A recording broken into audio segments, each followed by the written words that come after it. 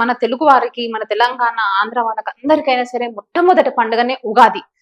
కొత్త సంవత్సరం అని కూడా మనం అంటాం. అసలు మనం న్యూ ఇయర్ జరుపుకునే కన్నా మన తెలంగాణలో కొత్త సంవత్సరం అనగానే జరిపే పండుగనే ఉగాది పండుగ. ఎలాంటి వారు రాజకీయ నాయకులకైనా సరే ఎలా ఉండబోతుంది, మరి ఇప్పుడు పంటలు ఎలా పండుతాయి, ఈ దేశానికి రాష్ట్రానికి ఎలా ఉండబోతుంది అనేది మనం తెలుసుకుందాం. నమస్తే స్వామి. నమస్తే అమ్మ. గురు బ్రహ్మ గురు విష్ణు గురు దేవో మహేశ్వర గురు సాక్షాత్ పరబ్రహ్మ తస్మై శ్రీ గురవే నమః.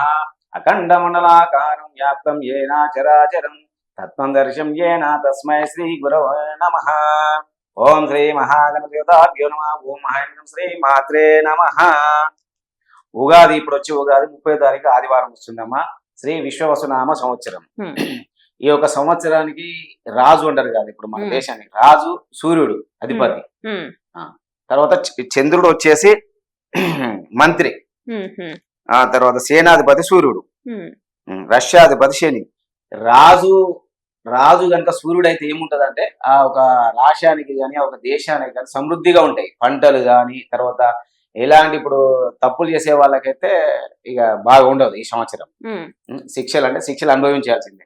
ధర్మ పరిపాలన అంటారు కదా, ధర్మ పరిపాలన ఉంటుంది. ఆర్థిక ఇబ్బందులు కూడా ఉండవు. ఇప్పుడు గవర్నమెంట్ ఉంది కదా, ఇప్పుడు పోయిన సంవత్సరం ఉండే ఇబ్బందులు మాత్రం ఈ సంవత్సరం విశ్వాసనామ సంవత్సరంలో ఈ ప్రభుత్వానికి మాత్రం ఎలాంటి ఇబ్బంది ఉండదు. ఆర్థిక పరంగా చాలా లాభం, తర్వాత పరిపాలన బలం కూడా చాలా బాగుంటుంది ఈ సంవత్సరం అందరికి చాలా బాగుంటుంది. అంటే ఇప్పుడు సూర్యుడు అంటే సూర్యుడు కాబట్టి మనకి ఇప్పుడు ఎవరికైనా బాగుంటుందా అంటే ప్రజలలో కానీ మొత్తం ఎలా ఉంటుంది అసలుకి? ఈ సంవత్సరం వచ్చేసి మేడం వృషభ రాశి వాళ్ళకి చాలా బాగుంటుంది మేడం. వృషభ రాశి వారికి, మేషరాశి వారికి ఆదాయం 2 మేడం, వ్యయం 14, రాజ్యపూజ్యం 5, అవమానం 7. అంటే మేషరాశి వారికి కొంచెం అంతంత మాత్రంగానే ఉంటుంది. అంటే 2 ఆదాయం 14 ఖర్చు అంటే ఎక్కువ ఉంటది కనిపిస్తుంది. వృషభ రాశి వారికి 11 ఆదాయం, 5 వ్యయం, రాజ్యపూజ్యం 1, అవమానం. చెప్పాను కదా వృషభ రాశి వారికి ఆర్థికంగా చాలా బాగుంటుంది. వృషభ రాశి అంటే వే అంటారు కదా, వెంకటేశ్వర స్వామి, వాగ్దేవి, వారాహి ఇలాంటి పేర్లు ఉన్న వారికి బ్రహ్మాండంగా ఉంటుంది. తర్వాత మిథున రాశి వారికి 14 ఆదాయము, వ్యయము 2, తర్వాత రాజ్యపూజ్యం 4, అవమానం 3. వీరు కూడా పర్వాలేదు, మిథున రాశి వారు కూడా పర్వాలేదు. కర్కాటక రాశి వారికి ఆదాయం 8, వ్యయము 2, తర్వాత రాజ్యపూజ్యం 7, అవమానం 3. వీళ్ళు బ్రహ్మాండంగా ఉంది. కర్కాటక రాశి అంటే చాలా బ్రహ్మాండంగా ఉంది. అంటే ప్రేమించే వాళ్ళు 70%, అవమానించే వారు 3% ఉంది. కాబట్టి ఈ రాశి వారు కూడా బాగానే ఉంది. సింహరాశి 11, వ్యయము 11, అక్కడికక్కడికే ఉంది. రాజ్యపూజ్యం 3, అవమానం 6. వీరికి అంతంత మాత్రంగానే ఉంటుంది. కన్యా రాశి వారికి 14 ఆదాయము, ఆ తర్వాత 2 వ్యయము, రాజ్యపూజ్యము 6, తర్వాత అవమానము 6. వీరికి ఆడికాడికే ఉంటుంది. తులారాశి 11 ఆదాయము, తర్వాత వ్యయము 5, అవమానం 2, ఆ తర్వాత రాజ్యపూజ్యం 2. వీరు పర్వాలేదు, అక్కడికక్కడే ఉంటుంది. తర్వాత వృశ్చిక రాశి వారికి ఆదాయము 2, వ్యయము 14, రాజపూజ్యము 5, అవమానము 2. వీరికి బాగలేదు. తర్వాత ధనుస్సు రాశి ఆదాయము 5, తర్వాత వ్యయము 5, అవమానము 5, తర్వాత పూజించేవారు 1. వీరు కూడా బాగలేదు. మకర రాశి ఆదాయము 8, వ్యయము 14, రాజ్యపూజ్యము 4, అవమానము 5. వీరు కూడా అంతంత మాత్రమే. కుంభరాశి వారికి వీళ్ళు బ్రహ్మాండంగా ఉంది. 8 రాకట, తర్వాత 14 వ్యయము, రాజపూజ్యం 7, అవమానించే వాళ్ళు 4. వీళ్ళు బ్రహ్మాండంగా ఉంది. మీనరాశి ఆదాయం 5, వ్యయము 5, రాజపూజ్యం 3, అవమానం 1. వీరికి అంతంత మాత్రమే ఉంది. టోటల్ చూసుకుంటే ఏంటంటే ఈ యొక్క సంవత్సరానికి విశ్వవసనామ సంవత్సరానికి సూర్యుడు మంత్రి, చంద్రుడు వీళ్ళిద్దరు కనుక మంత్రి, తర్వాత రాజు వీళ్ళిద్దరు అయ్యారు. కాబట్టి పరిపాలన పరంగా కానీ, వర్షాలు కానివ్వండి, ఎండలు కానివ్వండి, ఆ దేశంలో ఈ అక్రమాలు అలాంటివి జరగకుండా ఉండడం వీళ్ళిద్దరు రాజు మంత్రి అయ్యారు. కాబట్టి ఈ సంవత్సరం మొత్తం మళ్ళీ ఉగాది వరకు బ్రహ్మాండంగా ఉంటది. దేశం మొత్తం బ్రహ్మాండంగా ఉంటుంది. భారతదేశం మొత్తం బ్రహ్మాండంగా ధర్మంగా ఉంటుంది.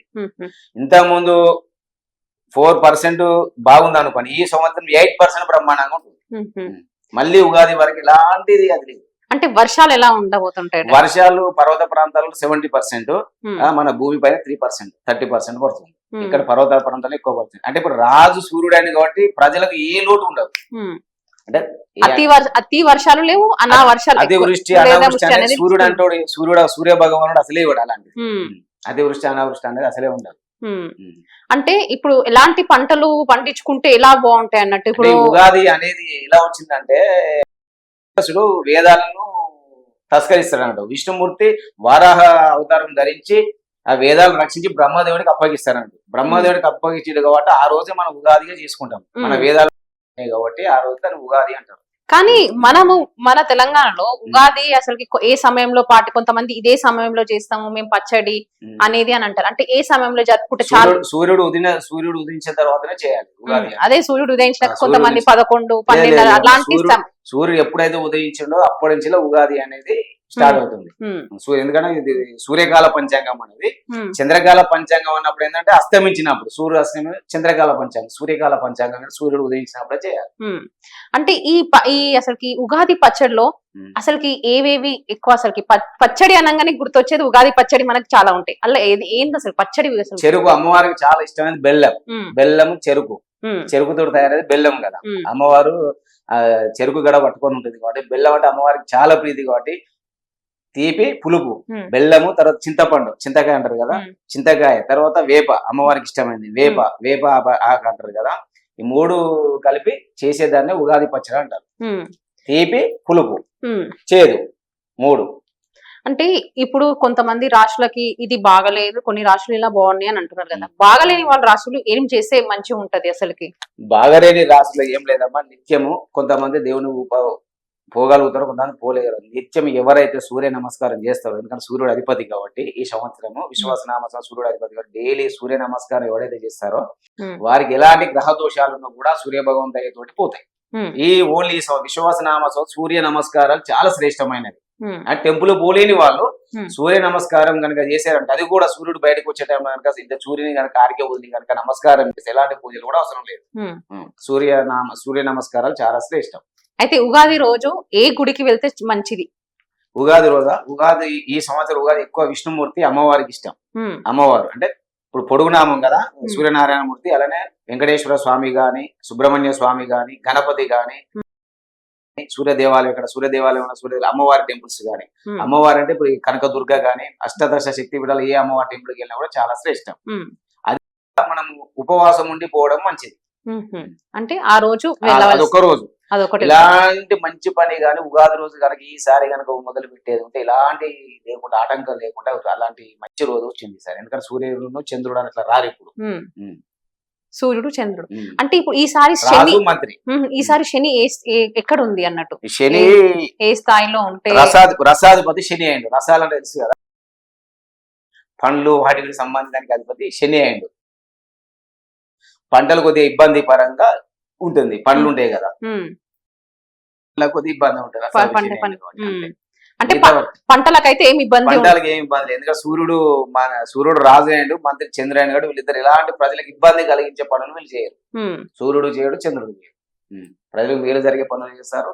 ఈ సంవత్సరం ప్రభుత్వానికి మాత్రం ఎలాంటి ఇబ్బందులు ఉన్నారు మేడం. చాలా అంటే ఆర్థికంగా గాని వాళ్ళు చేసే పరిపాలన గాని బ్రహ్మాండంగా ఉంటుంది. ఎందుకంటే రాజు సూర్యుడైండు, మంత్రి చంద్రుడైండు కాబట్టి వీళ్ళిద్దరూ ఇలాంటి ఆపదలను కూడా వాళ్ళు లేకుండా చేస్తారు.